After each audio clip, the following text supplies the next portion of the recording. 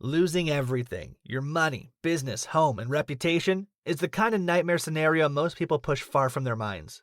But what if you confronted that fear head on? What if you asked those who have already built significant wealth, millionaires, entrepreneurs, investors, what they would do if they had to start over from scratch? Well, that's exactly what I did. Over several months, I interviewed a dozen self-made millionaires from different industries: tech, real estate, retail, media, finance. I asked each one a simple but confronting question. If you lost everything tomorrow, how would you start again? Their answers weren't always what I expected. Some were tactical, some were deeply emotional. But across all of them, a few core patterns emerged: mindset, speed of action, and an uncanny ability to spot an opportunity, even when backed into a corner. The first millionaire was the hardest. When I spoke with Laura Simmons, who built and sold a $20 million e-commerce brand in her 30s, she didn't hesitate. I'd be back to 7 figures in under 3 years, she said without blinking. The first million is the hardest. After that, it's about systems, not luck. Laura said she would start with freelancing, not to get rich, but to get cash flow. If I had no capital, I'd sell my skills: email marketing, product sourcing, Shopify builds on Upwork or wherever I could.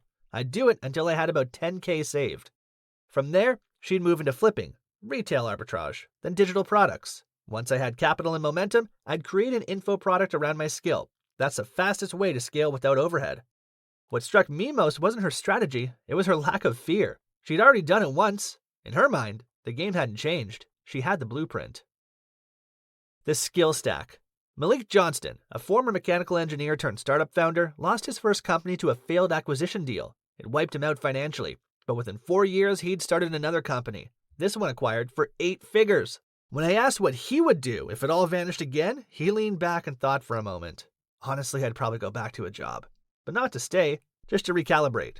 He explained that having a skill stack, technical, sales, and leadership, gave him options. If you can sell, build, and lead, you're never out of the game.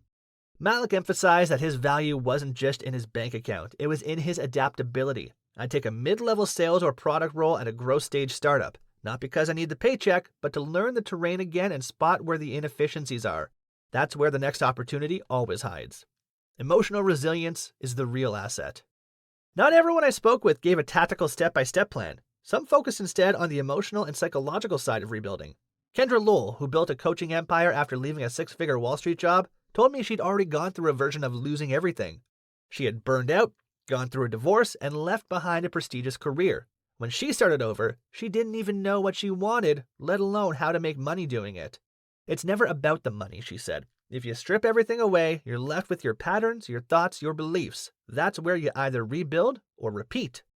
Kendra would start again by focusing inward. I'd journal, meditate, walk. Then I'd ask myself, what problem am I best positioned to solve for someone else today? That's your first offer. That's your lifeline. Eventually, she said, the business model would reveal itself, but the emotional clarity had to come first. The 72-hour rule. One of the most precise and practical answers I got came from George Kim, a real estate investor who turned a $3,000 tax refund into a 40-unit rental portfolio. I'd give myself 72 hours to cry and feel sorry for myself, he said, half joking. But after that, action only. George explained that when he immigrated to the U.S., he had no credit, no money, no contacts, but he had time, and he used it to learn. I read everything. I went to free seminars, volunteered to help agents at open houses, studied mortgage rules at night. I turned knowledge into action as fast as I could. If he had to start again, he said he'd move to a mid-sized city where rents were reasonable and competition less fierce. I'd look for a wholesaling opportunity. No capital needed, just hustle.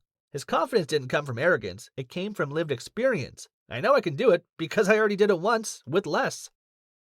Leverage attention. Fast.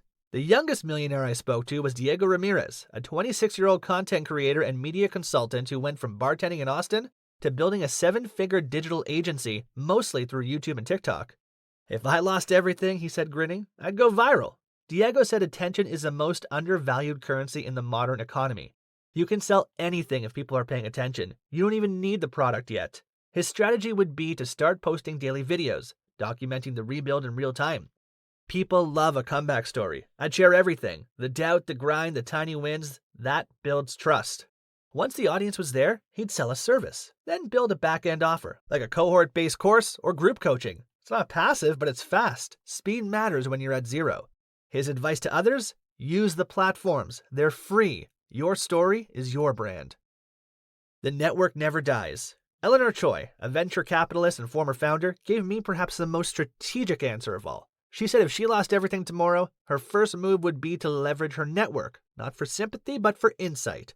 I'd reach out to the smartest 5 people I know and ask them what they're working on, she said. That's it. Not to pitch, not to ask for a job, just to listen. Eleanor believes that most people underestimate how much social capital they've built and how little it takes to activate it. Information is everything. Trends, needs, gaps. The next idea is always hiding in someone else's throwaway comment. She also said she wouldn't rush to rebuild exactly what she had. Sometimes losing everything is a forced upgrade. It removes the ego. It invites reinvention. Reinvention as strategy. That idea, reinvention, came up often. Most of the millionaires I spoke to didn't want to replicate what they'd done before. They saw a hypothetical collapse not as a step back, but as a clean slate. Jason Lee, a SaaS founder who had sold 2 companies by age 40, said he would not go back into tech. I'd open a small business, maybe a niche gym or cafe, just to get back into the rhythm of solving problems and leading people. He explained that when you've been in the arena long enough, your sense of identity detaches from the industry itself. I'm not a tech guy, I'm a builder. That shows up in many forms.